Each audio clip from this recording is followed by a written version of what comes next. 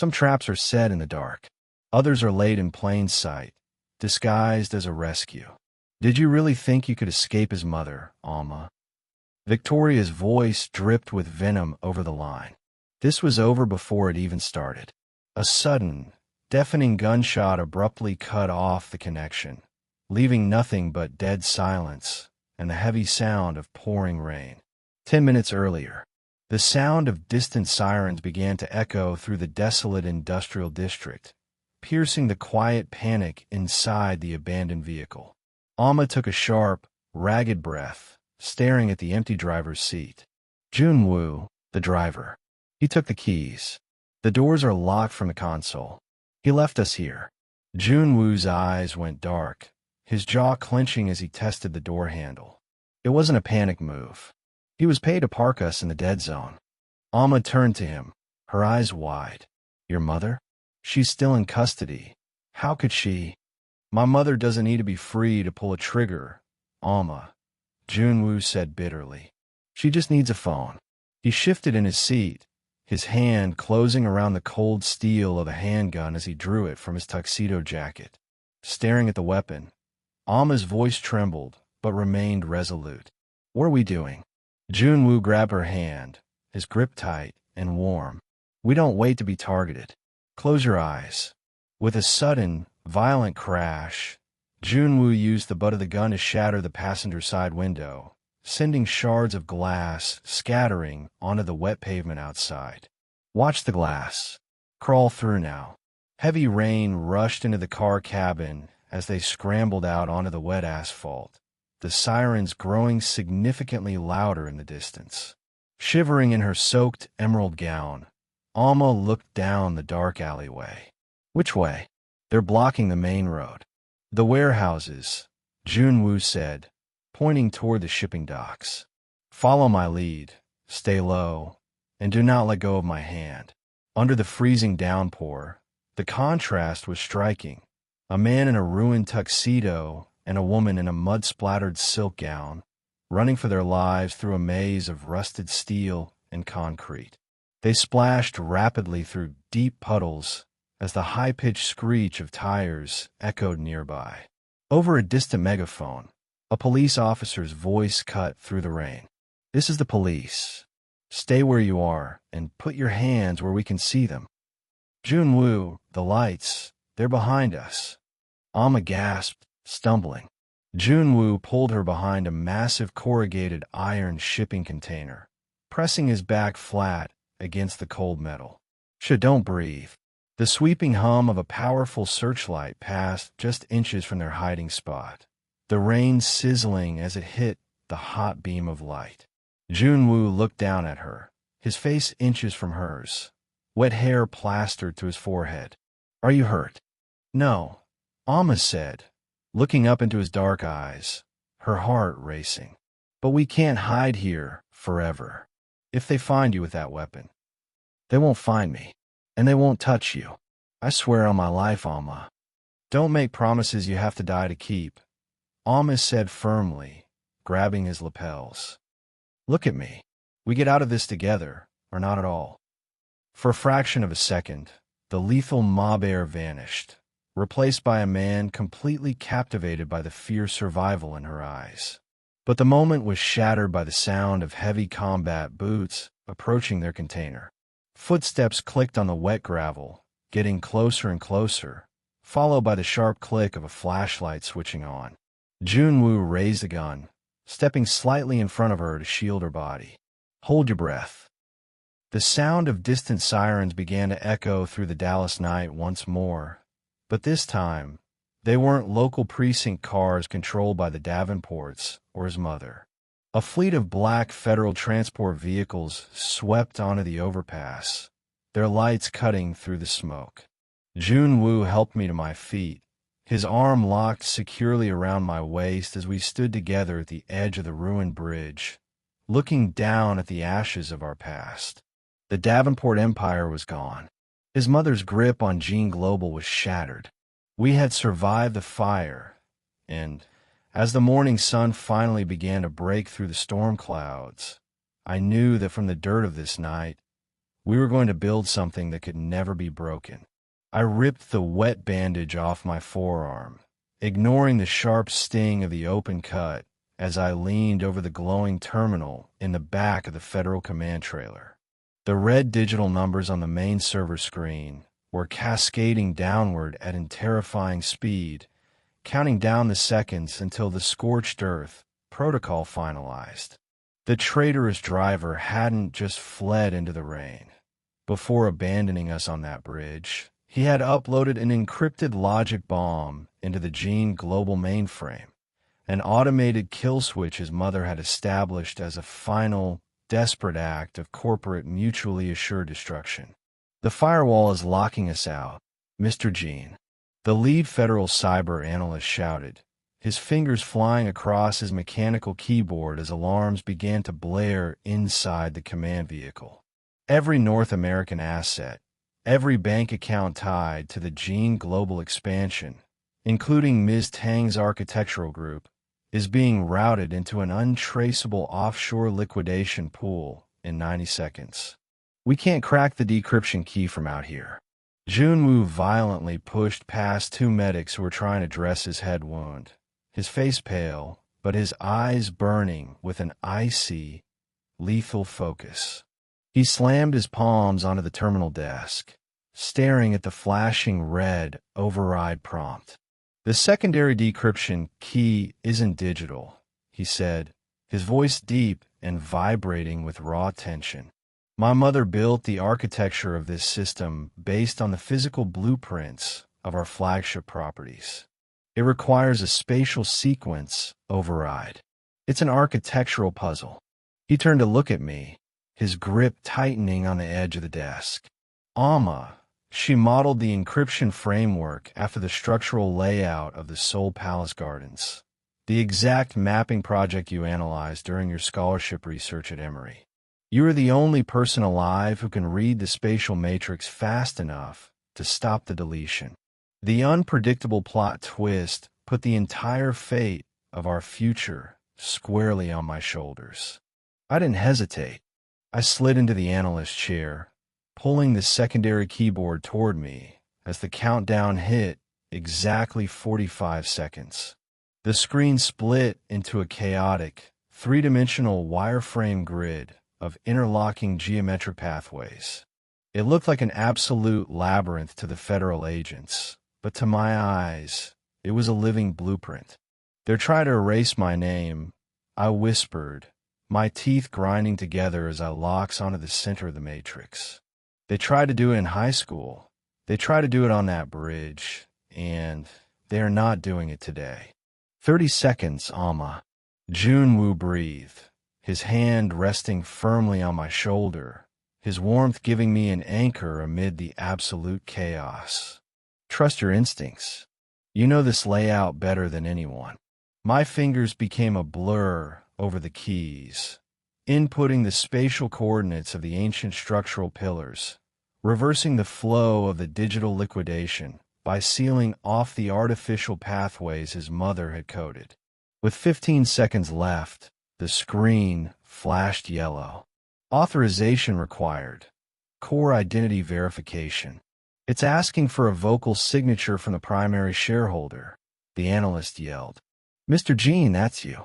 Jun-Woo leaned down, his lips brushing against my ear as he spoke directly into the terminal microphone, his voice absolute concrete. Transfer all administrative rights, asset allocations, and global voting power permanently to Ama Tang. Authorize code. The yellow umbrella. The screen instantly turned a brilliant, glowing green. The downward cascade of data stopped dead. A single, massive dialog box appeared across the terminal. Liquidation aborted. System ownership fully transferred to Tang Ama. The silence that followed inside the command trailer was broken only by the sound of our ragged breathing. The federal agents slowly let out their breath, looking at me with absolute awe. I sat back in the chair, my hands shaking uncontrollably as the realization washed over me. I hadn't just saved my company. I now held the keys to the entire North American empire of the family that had tried to destroy me. If you are cheering at your screen right now because Ama just took absolute control of the entire corporate kingdom, hit that subscribe button right now because the final coronation is about to happen. Jun-Woo let out a low, victorious laugh, dropping to his knees beside my chair and wrapping his arms tightly around my waist. He buried his face against his shoulder, his body trembling with a mixture of exhaustion and profound relief. "You did it," he murmured, his voice thick with emotion. "You saved us, Ama. I told you that your genius would change everything." I cupped his face in my hands, kissing the line of blood on his forehead, my tears finally flowing freely. But these weren't tears of shame or fear. They were tears of absolute, earned victory. "We did it," I corrected him, looking out the back windows of the trailer as the storm clouds completely cleared, allowing the brilliant Dallas sun to flood the highway. Together. 3 weeks later, the glass doors of the grand ballroom at the Onyx Lounge didn't feel heavy anymore. I walked through them dressed in a custom-tailored, stark white power suit, my head held high, the heavy black titanium card sitting openly in my breast pocket. The room wasn't filled with arrogant St. Jude's alumni this time. It was packed with international journalists, hedge fund managers, and real estate tycoons from across the globe, all waiting in absolute silence for the arrival of the new chairwoman. Julian Moore sat in the back row, his family's firm completely bankrupt, his expensive suit looking wrinkled and cheap as he stared at me with a look of desperate, pathetic regret. He tried to catch my eye, his lips moving as if to apologize, but I walked right past him without a single glance, erasing his existence from my mind forever. I took my place at the podium, the microphones flashing as Jun-Woo stood directly in my right hand, his eyes filled with a pride so deep it could melt iron. I looked out at the assembly of the city's most powerful elites, the very people who had spent a decade validating the cruelties of women like Victoria Davenport.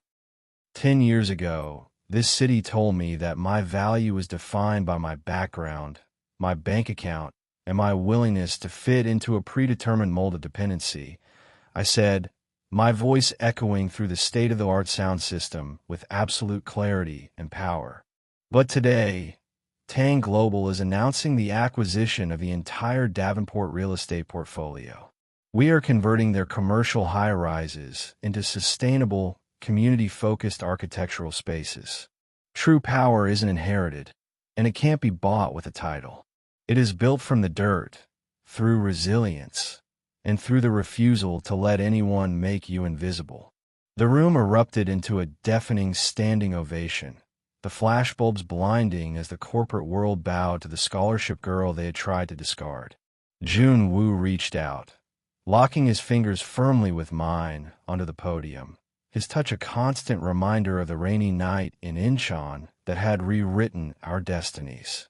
As we walked out of the ballroom together, stepping onto the sunlit rooftop terrace overlooking the skyline we now owned, I knew my transformation was complete. The ghosts of my past were entirely gone, replaced by a love that had walked through fire to find me, and a future that belonged completely to me. If you are ready to stop letting people define your worth and start building your own empire from the ground up, smash that like button, subscribe to the channel, and drop a comment below with the word unstoppable. I slammed my body against the polished marble podium as a sudden hail of automatic gunfire shattered the 60-foot, floor-to-ceiling glass windows of the Seoul Sky Tower, sending thousands of glittering shards raining down on hundreds of fleeing international tech moguls. Screams echoed through the grand ballroom of our global launch gala as the lights cut out completely, replaced by a flashing, blood-red emergency strobe. Jun-Woo lunged through the chaos, his heavy frame tackling me to the reinforced floor just as a second burst of bullets pulverized the oak structure right above our heads. "Ama, look at me. Are you hit?" Jun-Woo roared over the deafening alarms, his hands gripping my shoulders as he dragged me behind a structural steel pillar. His tuxedo jacket was torn, his eyes scanning my face with a desperate, wild panic. "I'm okay. I'm okay," I gasped, my heart hammering against my ribs as I looked through the smoke at the center stage. "Where is the security detail?" "Jun-Woo, the main doors are locked from the outside." Before he could answer, the massive digital projection screens behind the main stage hummed back to life, flickering through static until a high-definition video feed locked onto the screen. The unpredictable plot twist hit us with the force of a physical explosion. Sitting in a leather high-back chair inside, our global server vault was a man with a scarred face and cold, calculating eyes. Kang Min-jae, Jun-Woo's exiled older half-brother, who was supposed to be serving a life sentence in a maximum security facility. But it wasn't him that made my breath catch entirely.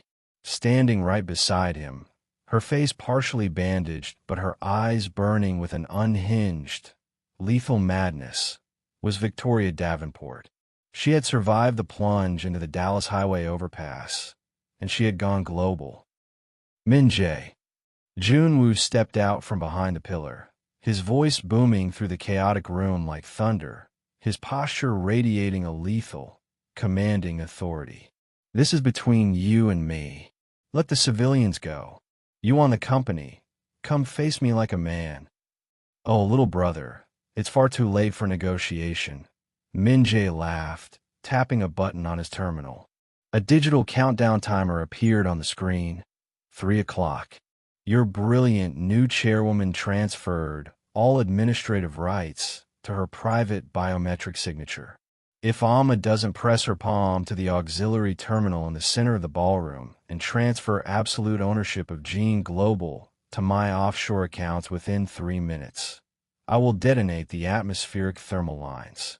This entire tower will become a vertical furnace.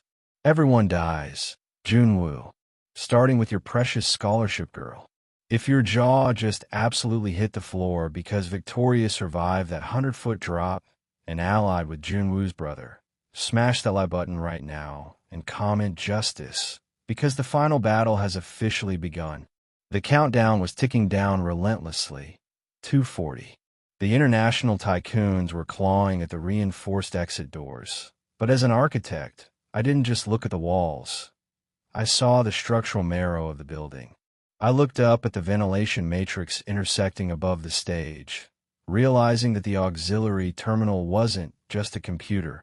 It was connected to the primary pneumatic pressure valves. Jun-Woo, he's lying about the thermal lines. I whispered urgently, grabbing his lapels, my voice sharp with a sudden, absolute clarity. He can't detonate the core without venting the pressure through the central column first. If I can reach the mechanical subfloor through the maintenance chute behind the stage, I can lock the pneumatic valves manually. It will trap them inside the server vault and disable the override. No, Ama, it's a suicide mission. Victoria's mercenaries are crawling through the lower levels. Jun-Woo argued, his grip tightening on my arm, his face pale with fear for my life. I will draw their fire. You run for the emergency elevator. Look at me, Jun-Woo, I demanded, forcing him to lock eyes with me amid the flashing red strobes. We didn't walk through fire in Dallas just to burn in soul. You trust me with your life. Then trust me with this empire. Draw their fire to the main lobby. Give me 2 minutes. He stared at me for one agonizing second, seeing the unbreakable, fierce defiance of the West African scholarship girl who refused to ever be a victim again. He nodded slowly, a dark, victorious smirk cutting through his panic. 2 minutes, chairwoman. Don't be late. Jun-Woo stood up, drawing his personal sidearm, and intentionally stepped into the open ballroom, firing 3 rapid shots at the masked mercenaries entering from the mezzanine. Min-jae, I'm coming for you, he roared, leading his personal security detail into a brutal, high-stakes gunfight that dragged the enemy forces away from the backstage corridor. I didn't waste a single heartbeat.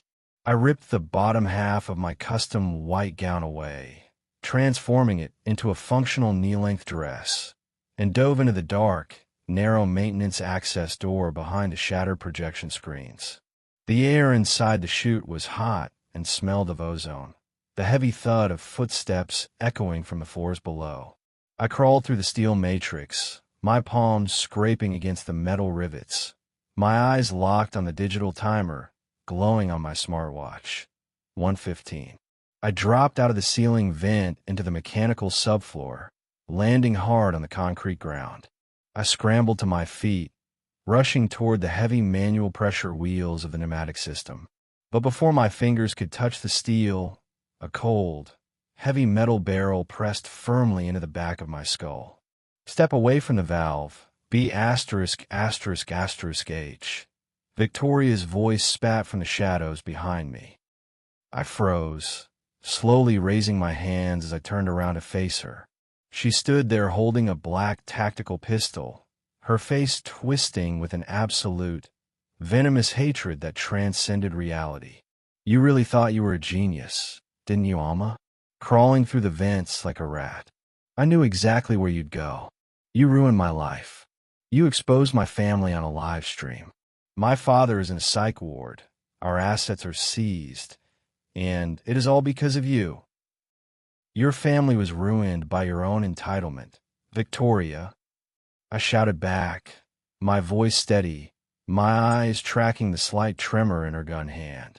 You spent 10 years trying to make me feel invisible because you were terrified that a girl who had nothing could outwork you, outbuild you, and outshine you. And guess what? I did. Shut up, she screamed, her finger tightening on the trigger, her tears smudging the medical tape on her face. I am a Davenport. You are nothing but a charity case who cleaned my art supplies. I'm going to erase you, and then I'm going to take everything your billionaire boyfriend owns. You can't take what you don't understand, I said, a cold, victorious smile cutting across my face as my heel subtly stepped on the manual release lever hidden in the floor grating right behind me. An architect always knows where the structural weak points are. The unpredictable plot twist executed perfectly. The floor lever released a massive blast of compressed nitrogen gas directly from the pressure valve beneath Victoria's feet. A white cloud of freezing gas exploded upward, blinding her and sending her stumbling backward with a shriek of agony. The gun flew from her hand, clattering across the concrete floor. I didn't hesitate for a fraction of a second. I dove across the floor, grabbed the heavy iron wrench from the maintenance bench, and slammed it down onto the manual pressure wheel, turning it with all the strength in my body. The gears ground together, a heavy titanium shutter slamming down inside the server vault 3 floors above us, completely sealing Min-jae inside the room and cutting off his access to the atmospheric lines. The digital timer on my watch hit midnight, but there was no explosion. The emergency strobes stopped flashing, and the bright, white main lights of the tower snapped back on, signaling a complete system reset. The heavy steel doors of the subfloor burst open, and Jun-Woo charged into the room, flanked by a dozen international counterterrorism agents. He saw Victoria unconscious on the floor, blinded by the gas, and he saw me standing over the pressure wheel, my white suit covered in ash and grease, but my chin held high. He dropped his weapon, rushing across the room and pulling me into a crushing, desperate embrace that lifted me completely off the ground. He buried his face in my neck, his entire body shaking as he held me like I was his entire world. You stopped it, he choked out, his voice thick with a profound, emotional relief. You saved the tower. You save everyone, Ama. I told you. I whispered, wrapping my arms tightly around his neck, my tears finally falling as the absolute victory washed over me. Nobody touches what is ours. 6 months later, the sky above Paris was a brilliant, cloudless blue. I stood on the viewing deck of the newly completed Tang Global International Pavilion, the architectural masterpiece that combined my sustainable landscape designs with Jun-Woo's cutting-edge smart technology. The project had completely revolutionized the European infrastructure market, cementing our company as the undisputed powerhouse of global development. Min Jae and his mother were locked away in separate international penitentiaries for life, their corporate factions completely dismantled. Victoria Davenport was serving a 20-year sentence in a maximum security medical prison, her name completely erased from the annals of high society. The deck was packed with presidents, prime ministers, and global executives, all waiting to witness the ribbon-cutting ceremony. I stood at the center podium, dressed in a breathtaking, regal emerald gown that paid homage to my West African roots, my skin glowing in the Parisian sun. Jun-Woo walked up behind me, stepping into the view of the flashing international cameras. He didn't care about the press or the politicians. He reached into his pocket and pulled out a small, beautifully polished gold chain. Hanging from the end of it was a tiny, perfect replica of a yellow umbrella, encrusted with flawless diamonds. He gently fastened it around my neck, his warm fingers brushing against my skin, sending a beautiful, familiar shiver down my spine. "Are you ready to show them the future, chairwoman?" he murmured, his dark eyes looking down at me with a love so fierce and deep it made the rest of the world fade into a distant hum. I looked out at the global skyline we had built together from the ashes of our past. I was no longer the isolated scholarship girl from St. Jude's Academy. I wasn't just a local architect fighting for survival. I was Ama Tang, completely liberated, globally dominant, deeply loved, and absolutely unstoppable. I turned to Jun-Woo, locked my fingers with his, and looked out at our empire. "Let's cut the ribbon. If you love this absolute epic journey of survival, corporate warfare, and true unconditional love from the streets of Incheon to the skyline of Paris, smash that like button, subscribe to the channel right now, and share this video with everyone who needs to remember that their worth is built from their own resilience." Thank you for watching the finale of Unstoppable. And until next time, keep building your own empire,